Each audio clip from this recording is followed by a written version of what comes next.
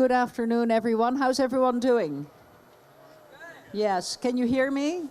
Yes, we're going to make enough sound, not noise. We're going to make enough sound to be able to drown out this very active energy transition pavilion. Welcome, everyone. My name is Mariette Westerman. I'm the Vice Chancellor of New York University, Abu Dhabi, and I'm just thrilled to introduce today in this panel the Mubadala Access Center at NYU Abu Dhabi. The Mubadala Access Center, which is the Mubadala Center, Arabian Center for Climate and Environmental Sciences. That center has existed, but we are accelerating and stepping up its work with the great support of Mubadala, as well as Dalio Philanthropies and Ocean X. And thanks to such remarkable partners like Mubadala, the center is today at the forefront of environmental sciences in the UAE. Not just for the UAE, but from the UAE to the world. And I think our distinguished panelists will speak to that.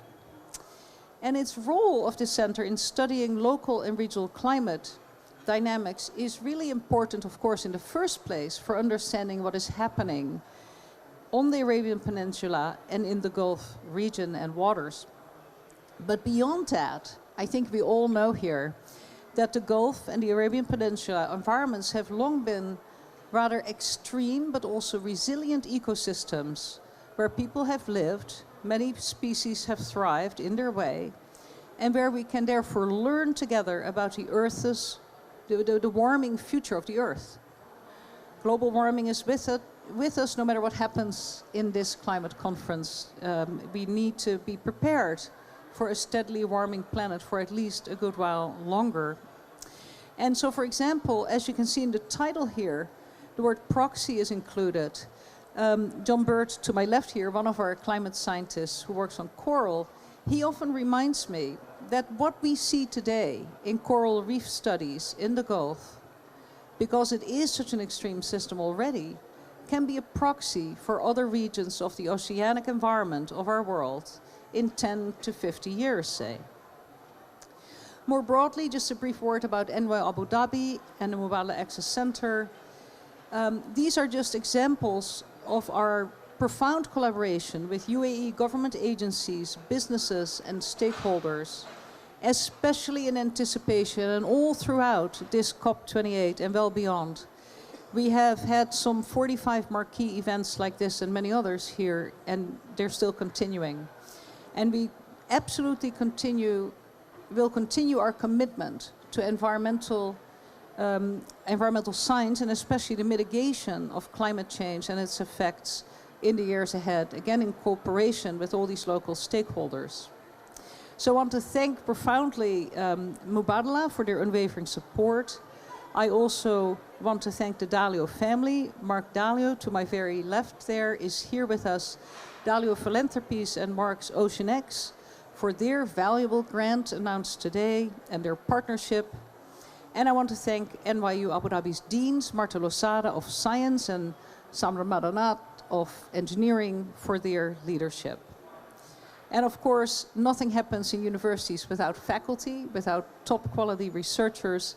And so I want to thank the leadership at the Mubadala Access Center. Next to Mark is the PI, Francesco Paparella, and we have John Bird next to me. He is co-PI. We also have Shadi Amin, who is not with us today. But these three climate science leaders for NYU Abu Dhabi are doing exceptional work, and I'm really grateful for their expertise in environmental sciences and their commitment to building their research careers in the UAE. They could be anywhere in the world, and they chose to do it here. So with that, let us get going, because we don't have all the time in the world, and we want to hear from the people who really made this happen. So let me start with Francesco Paparella. Francesco, as the center's lead PI, or principal investigator, could you give us a bit of an overview, a look under the hood of the Mubadala Access Center, its vision and its mission, and where you see it headed? Thank you. Thank you very much, Mariette, for your kind introduction, and thank you to Mubadala for having us here today. So, the Access Center now the Mubadala Access Center is almost 3 years old. And it is born on the foundations of the modeling experience at NYU. NYU is a leading center in climate modeling worldwide, but it didn't have any expertise on this particular territory. Then I became a faculty at NYU Abu Dhabi, and as a modeler, I started thinking about investigating this region. And the first problem that popped out, I'm a theoretician, I'm not a field person, or at least I wasn't. I realized that this region is very understudied. Comparatively, Antarctica is a lot more studied. A friend of mine who is director of a similar center at the University of Cape Town in South Africa has a ship and sends this ship twice per year to Antarctica, and that's just one university. So many other places, many other universities send ship and have bases in Antarctica, and that is one of the least studied places, one of the most remote places in the world, and is a lot more studied in the Gulf. By comparison, since in the published literature, there are less than 10 cruises in the Gulf, oceanographic cruises in the Gulf. And we are happy actually to partner with OceanX to have probably the 11th cruise and ideally the next generation of cruises.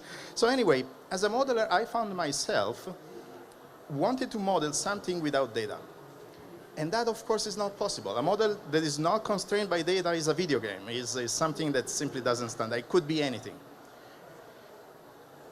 The other driving force was the fact that, particularly at the regional level, at the local level, there is an interplay between biology, chemistry, physics. All the natural sciences come into play in explaining and understanding the environment and climate.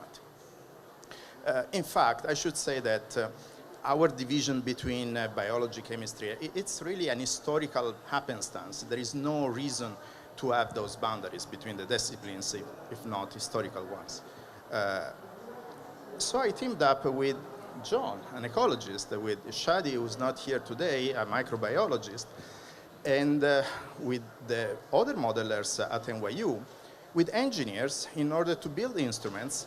And all of us came up with this idea of creating a center, the Arabian Center for Climate and Environmental Sciences, that could first and foremost start gathering data and study this environment and try to make a sense of what is going on at a regional and local level. Which, by the way, for me as a modeler is super exciting because the leading edge in research, in climate research, in particular in modeling, is not anymore the big global models. It's really the regional and local models. That is the new wave. That is where the active excitement is. And so what is better for me than being in a place that is not very well studied, which means that everything is a new discovery, and that allows us to push forward the boundaries of climate research. But in order to do so, we need to have data. That really is the driving vision behind Access. And data in the climate science means very long-term series. So I will just conclude by saying, when we first designed and proposed the Access Center, we were asked what would be a measure of the center's success. And the answer was, for us, fairly clear. This center is going to be successful if it will outlast our careers. And there are several other centers, similar entities in other countries. I will just mention Calcofi in the United States that have lasted for 70 and plus years. That is the time horizon that you need when you want to do climate science seriously. And that is where the partnership with Mubadala and with Dalio really can make us jump and become world leader, because it gives us this extended horizon, this possibility to really look at the long term. And I think I can stop here.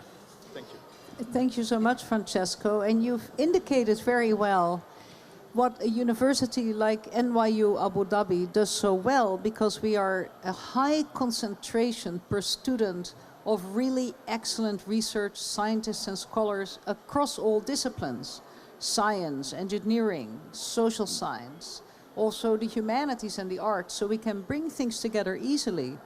And everyone heard Francesco say that he's a modeler, and you might have wondered, what does this mean? A Lego model, or does it mean an artist, which is what I would think because I study the arts. Tell us your discipline, because it's not the most immediate thing that might come to mind. How did you come to climate studies? Yeah, you're right, Mariette. I should have said what a modeler is in my jargon. So a model really is an abstract construction that is embodied in a set of mathematical equations. That is what a model is. And we can model, and models appear in a lot of disciplines, in economics, for example. Don't ask me anything about the financial market. I don't know anything about that. But there are models of the financial market. And so this is what I always like to do. Try to make a double. Make a mathematical double. What I see something, I get curious about that, and I feel that I really understand the thing that I see when I can make some sort of mathematical double of what I'm seeing. And then I can use this double to ask questions that then become answer, and if I get answered, those answers then can be answer about reality. So a recent example, probably John will talk about that, is when we created a mathematical model of the Gulf to ask questions to the model about the sustainability of desalination. And we got some answers, pretty encouraging, I would say, but I will let John to talk more extensively about that.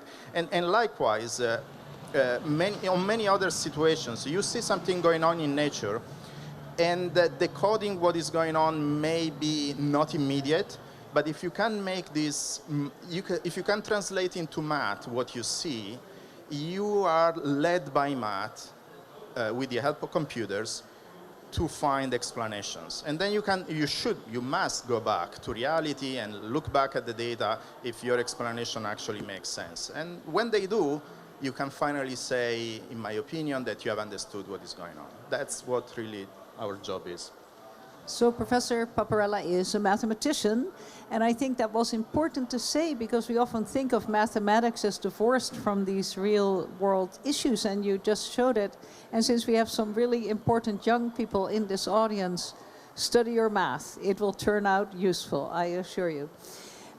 Of course, nothing happens in university without really visionary support for the long run, the way Francesco just described it. And we are so glad, Mark Dalio, to have you here with us. Mark is the founder, the inspiration, the executor, and really the visionary who created Ocean X. The arrival of Ocean X, which he'll describe to us, I hope, in Dubai. This whole COP and its activities here is one of the most exciting side events, and actually, to my mind, it's a more central event for what actually can be done in climate science together with media. Mark, would you please describe what Ocean X is, does, and what your hopes are for it?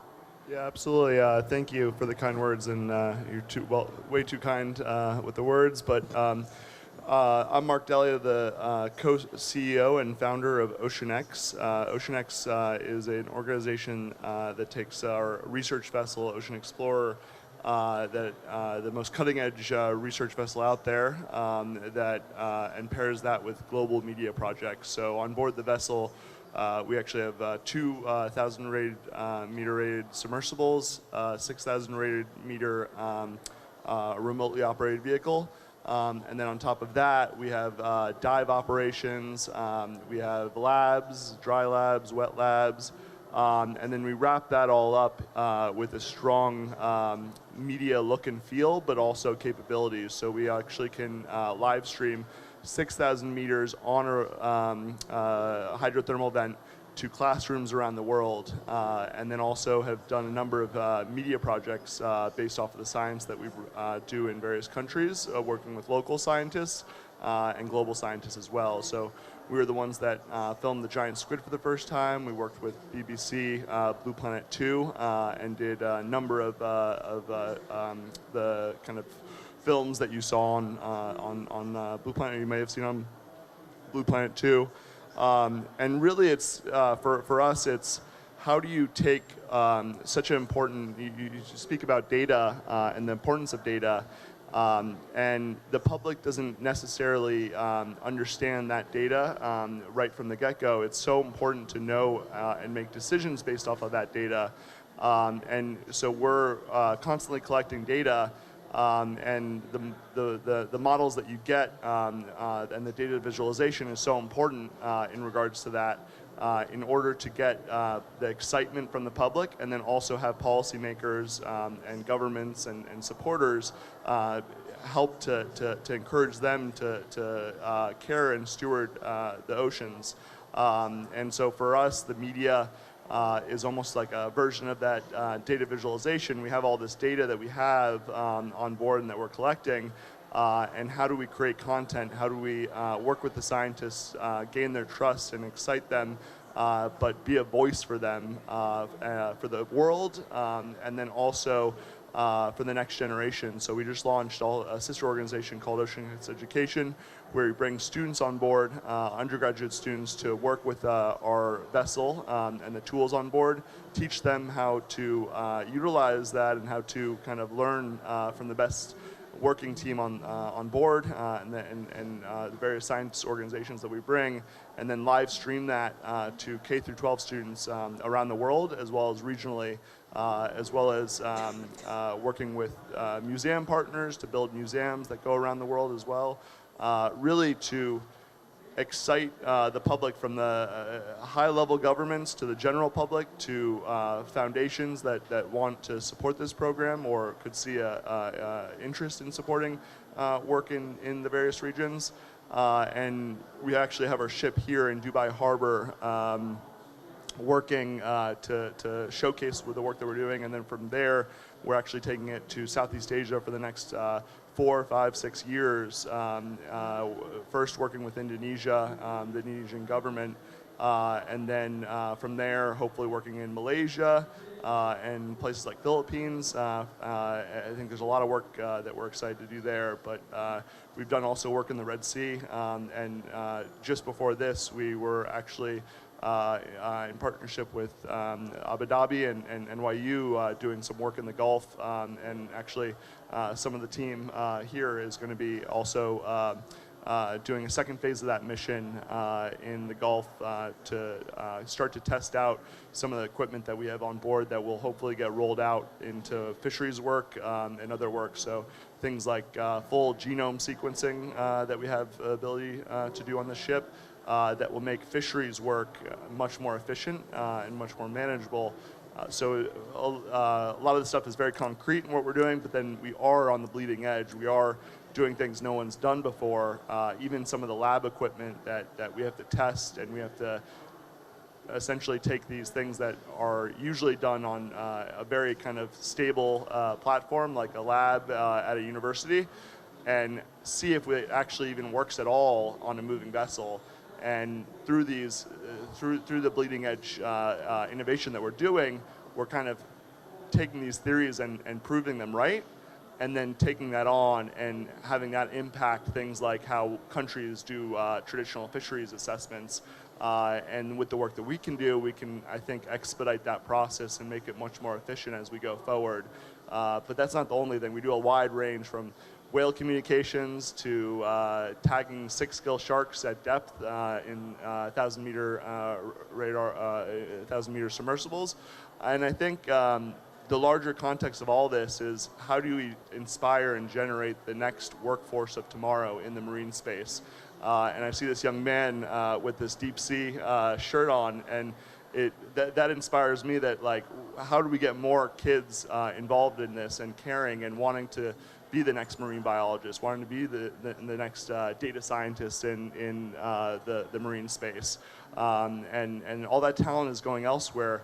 How do we invigorate through the media that we're doing, paired with the science, to bring those kids and those students to then get involved in years to come. So I'm probably over time, so I'll pass No, it you're back. great. You're all good, Mark. It's fantastic. And if you can tear yourself away from COP for an hour or so, I recommend over the next 24 hours or less, go to Dubai Harbor and see this vessel. You can see it from far away. It is a magnificent ship.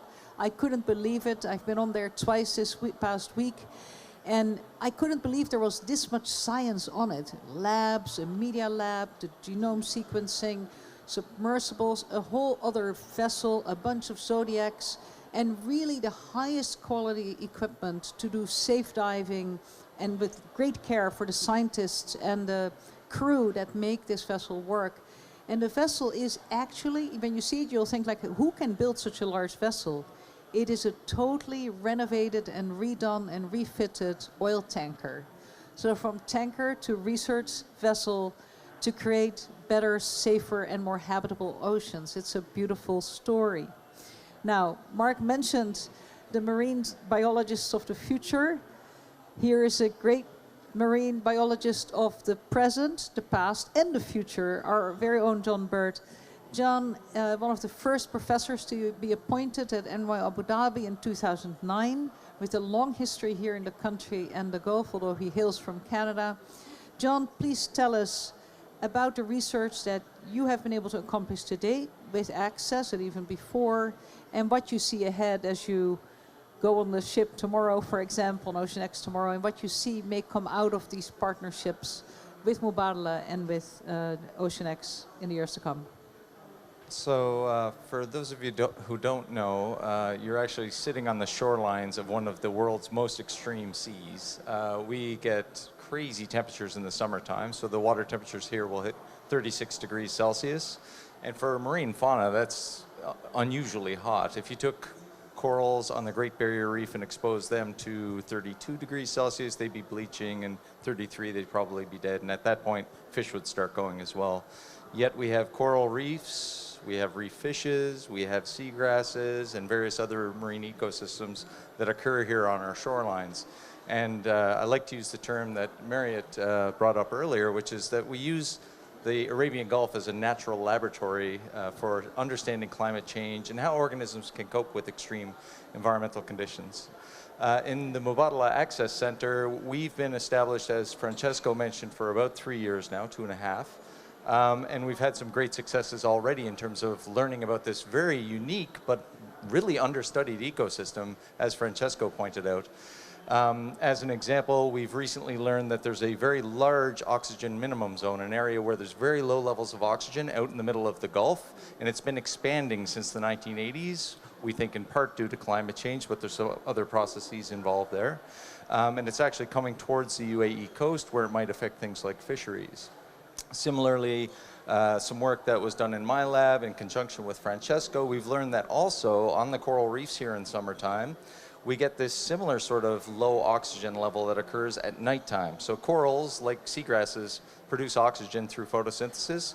So during the daytime, there's no issues with oxygen. But at night, that all shuts down, and you see things in the water column, bacteria in particular, will suck that water oxygen out of the water column until we're at these levels that are actually quite threatening for things like fish and corals. And so this may be a completely unknown mechanism that's leading to things like coral bleaching that we never even realized was happening in other parts of the world, let alone here. And so we're looking into that with experimental work right now. Those are sort of sad stories, but there's also good news stories that, of course, are coming out of our science as well. For example, we have established the National Coral Reef Monitoring Program for the UAE, where we've now got 27 sites spread across the Emirates on both coasts. And we've actually expanded this out through the entire region. So we've come up with a consistent, standardized methodology for reef surveys that's now being applied in all the GCC nations, as well as Iran, in order for us all to have data that can talk to each other and is consistent in those stories. Myself and Francesco have worked on a model to look at desalination. So there's been a lot of concern in this small, shallow body of water that we have that desalination may be putting a lot of environmental pressure on this small system. What we've learned is that at the basin-wide scale, desalination, even under the worst case climate change scenarios and growth in human populations that are expected through 2050, we see negligible impacts on things like salinity in the Gulf. And in fact, the salinity changes that we see are far less than you get from winter to summer due to evaporation here in the Gulf. And so there's a lot of interesting good news stories that are coming out of there as well. And Francesco and I are also working on looking at how larvae, so corals produce these larvae that drift in the water for a period of 10 days to 2 weeks. We're looking at where those corals are being produced, the baby corals, and where they're ending up as they migrate around the Gulf during the spawning season here. In terms of how we're interacting with Ocean X, Dalio Foundation, it's been really exciting this last month because we've already had one trip on the vessel here in the UAE on the Arabian Gulf Coast, where my colleague Shadi Amin is looking at the biogeochemistry of the Gulf itself and what's going on with the bacterial communities, which are really the engine for energy in marine systems.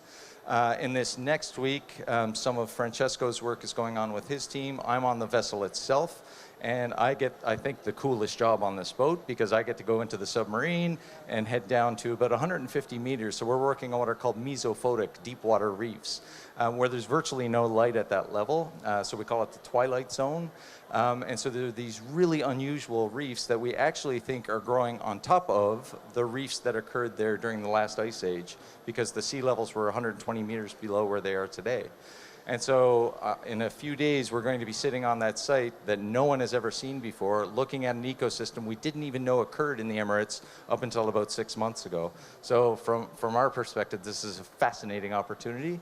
And that's a springboard to other work that we're doing on corals with the Dalio Philanthropies support, which is we have here in the Gulf the world's most thermally tolerant corals. And what we hope to do is to take this natural asset that we have here in the UAE and use it for global benefits. When you think about if we have these super corals that are able to survive here, what are the mechanisms that allow them to survive? And so we're trying to understand what are those mechanisms and how can we facilitate transferring these mechanisms to other areas. So we're, number one, selecting the corals that are most heat tolerant of these super corals that we already have. And then we're also doing crossbreeding programs where we're breeding corals from here with the same species of corals from other regions around the world where they don't get exposed to this extreme level of heat and looking at the inheritance of that. And we've already done this in one species at a pilot level. And we've shown that you get basically the exact same level of thermal tolerance in the offspring in the crossbred corals that you do in naturally born Arabian Gulf corals. And so we have a lot of hope for this program because it means we can take this resource that we have here and bring it out to the rest of the world to help us mitigate and ameliorate some of the potential impacts for climate change in the coming years. What a wonderful example of the range of studies one can conduct just on coral. But as you've heard, we also work on seagrass. There's possibilities of interaction with the mangrove ecosystem that's so important around the world. The ocean is one great big body of water, if you think about it, connecting all of our shorelines and continents and islands. And so a lot of what will happen here and what will happen to the planet will happen here first. That's really what I learned from Access. Mubadala Access Center. And these practical solutions seem so important. I love the idea that NYUAD Abu Dhabi and Mubadala Access Center and Dalio Philanthropies together would spawn a whole colony of coral babies that can thrive elsewhere in the world. I'd never thought about that. That's wonderful.